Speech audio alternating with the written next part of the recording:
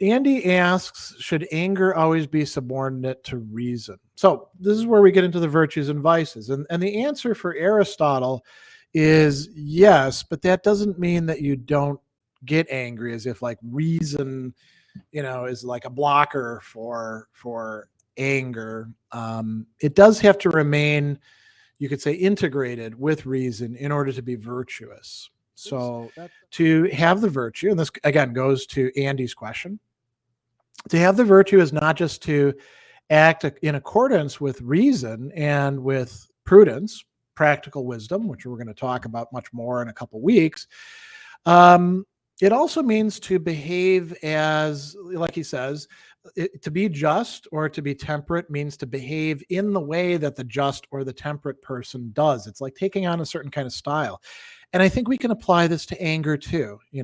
We probably need decent role models to help us see what being angry and responding appropriately looks like. And if we have the wrong role models, if we have, fly off the handle people in our lives as our parents or our teachers or, bosses or whoever, we probably pick up those bad criteria for how to be angry or when to be angry or any of those sorts of things. So we want to remind ourselves of that. Now, he does also talk about another way in which some people are virtuous with respect to anger. And he says that the person is calm, ataraxos, literally undisturbed. And they're not driven by the emotion, but they behave as reason ordains, which goes, to Andy's question once again. Sometimes you can behave like you're angry, you can impose retribution, but you do so not because you're actually motivated by the emotion. You're actually saying, it's not a good idea for me to let them get away with this. And I should say something. I should do something. Andy says, does Aristotle believe there's no decision procedure? Aristotle believes there's no decision procedure for any of the virtues. That's part of virtue ethics, right? Any virtue ethics, there will not be a decision procedure as there is for utilitarianism or Kantian deontology. Instead, there'll be a much more sophisticated and character-driven sort of set of considerations that then we have to apply. And he goes on and says, what must be done in a particular instance depends on the situation one's in. So, for example, there's no never lie claim, as some instances may call for lying. We would deliberate to the mean and then act. Yeah, I mean, Aristotle doesn't actually worry that much about truth and lies in this, except when it comes to, as we're going to look at in several weeks, truth and lying about oneself, one's qualities, one's characteristics, and things like that. But yeah, it's going to be context dependent. So there might be some situations in which you probably should never get angry. If you're in charge of all these buttons controlling nuclear weapons, and you know that there's a tendency for you to launch them if you get angry, don't get angry, right? But in most cases, Aristotle is going to say it's like figuring out where's the mean.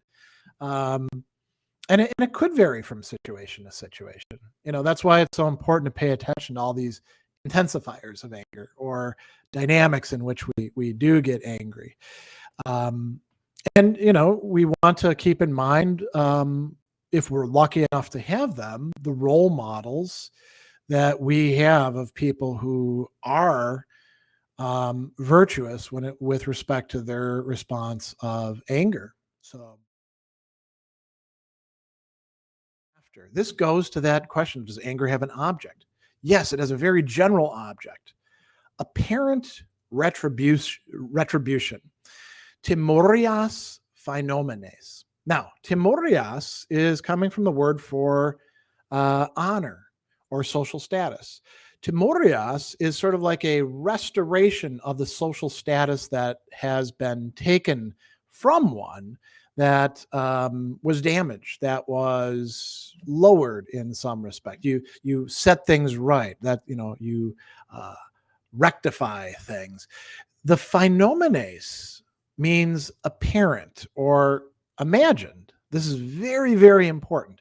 So people are looking when they're angry for something that we could translate as public retribution or imaginary retribution or apparent retribution, kind of in the middle, something that they can take as being retribution, even if the other person isn't. So you might have somebody who, tries to insult somebody else and they're not really insulted by it. And they do that because they're angry with the person.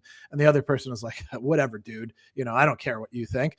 And that can be retribution for the first person who's like, I got you, man. I really zinged you. So, it really matters, this, you could say, subjectivity that's involved there. This is David says, I feel like the intensifiers can be summarized as getting angry in front of anyone. I wouldn't try to summarize them. I would say each of them is distinct. Same thing with the dynamics. The risk of summarizing is that things become so generic that we lose the specificity. See, does Aristotle believe anger has to have an object or subject, be caused by something, or does he see it as a property of all rational human beings and therefore a trait that has to be trained? Yes, both. We're all susceptible to anger unless we're really, really weird biologically, right? And some people feel it less. We're going to talk about that in just a bit. Aristotle kind of thinks that's a vice. Anger always does have some sort of object. It's directed, but it can shift directions, right? You can start out being angry at one person and then get angry at another person for defending that first person. It's pretty malleable that way. And it is caused, and we're going to get into that as soon as we talk about the definitions of anger.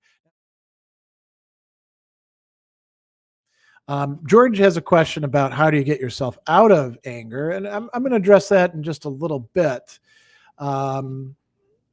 when we get to talking about remedies, which Aristotle doesn't really provide. Now, Aristotle does not give us, as like say the Stoics do, or even the Epicureans do, or later Platonists do. He doesn't give us practical exercises for doing this. He also doesn't give us things like Epictetus saying, have this statement ready at hand.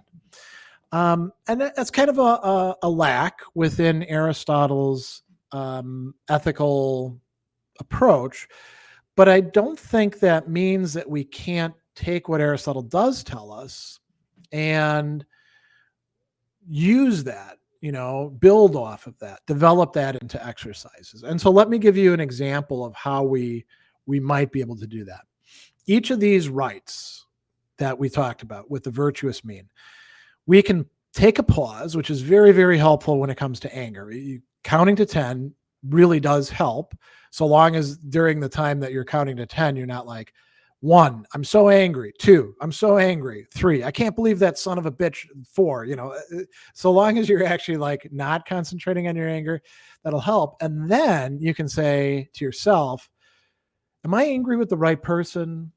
Yes or no? And you have to be careful with yourself not to buy into your own excuses, right? But it's possible to do. Maybe you also need somebody else to help you out with that, to like be next to you saying, hey man, you're screwing up, right? Am I angry over the right things, or are these the sort of things I shouldn't be angry about? And if I am angry over them, can I figure out why I'm so angry about this trivial stuff? What's going on here? What's happening? That's a thing you can do.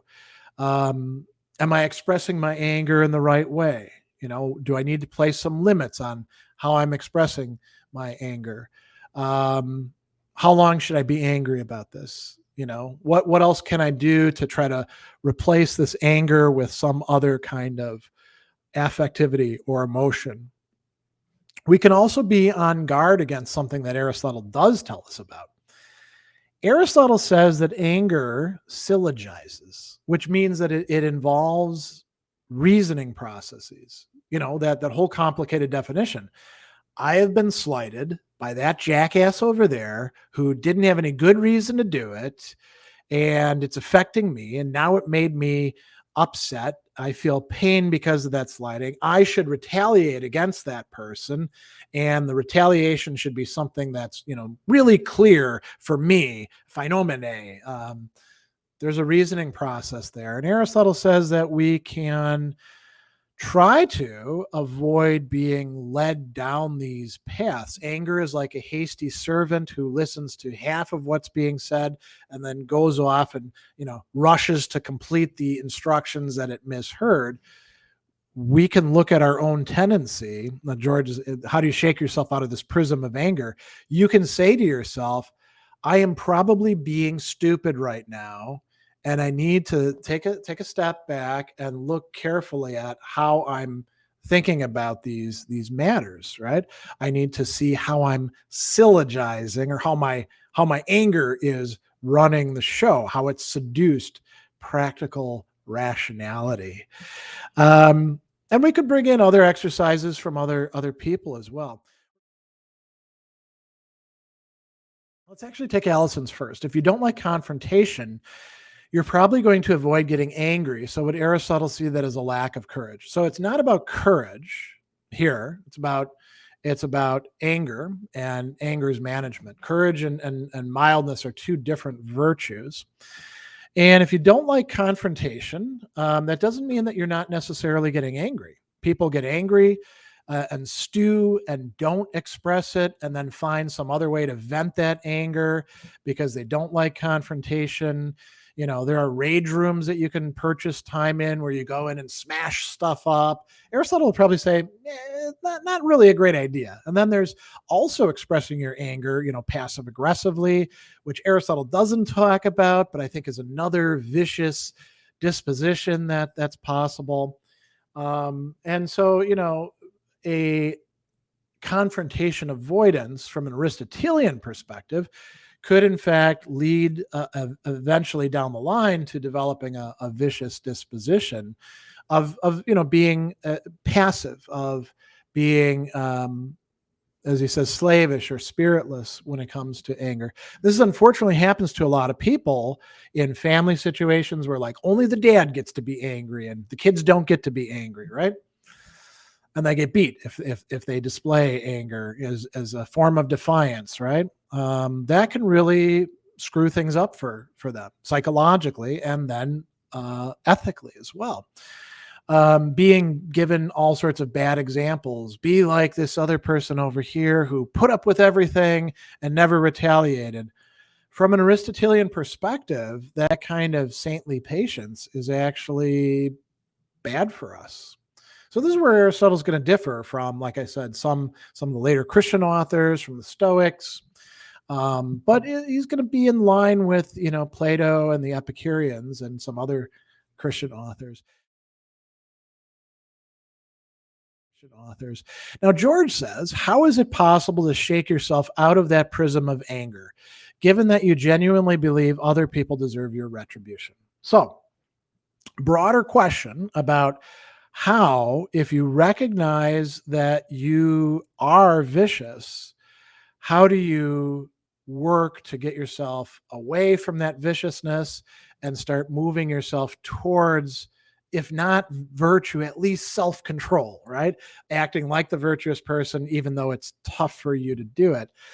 Aristotle doesn't give you an answer to that. This is where we have to go beyond the Aristotelian texts. Aristotle even seems to tell us that the vicious person doesn't really realize they're vicious. And I don't think this tracks with our experience. I think we have plenty of experience of not just having a lack or loss of self-control, what we call acrasia, but realizing that we're messed up, that we have a vicious disposition when it comes to anger. Like we can realize, holy crap, I really want revenge against these people. And this seems kind of out of proportion, but this is the way I feel. And this is the way I am. And oh, it sucks, right? And then there's things we can do. We can start working on anger management. Now, Aristotle. Malcolm has a good question here to go out on. I'm curious why the Nicomachean tends to be privileged over the Eudemian ethics. So, couple good reasons. One is the Nicomachean ethics is longer. It's got more material. It's often viewed, and this is a contested issue in Aristotle's scholarship, as more mature than the Eudemian ethics. Sometimes the Eudemian ethics is viewed as like Aristotle was still under the influence of Plato before he fully came into his own. And the other thing is too, the Nicomachean ethics became the ethics that medieval Aristotelians were using, and the Eudemian ethics only kind of comes on the scene later on. But it is a good point. I mean, the Nicomachean ethics, it's great. It's much better when we supplement it with the Eudemian ethics. So that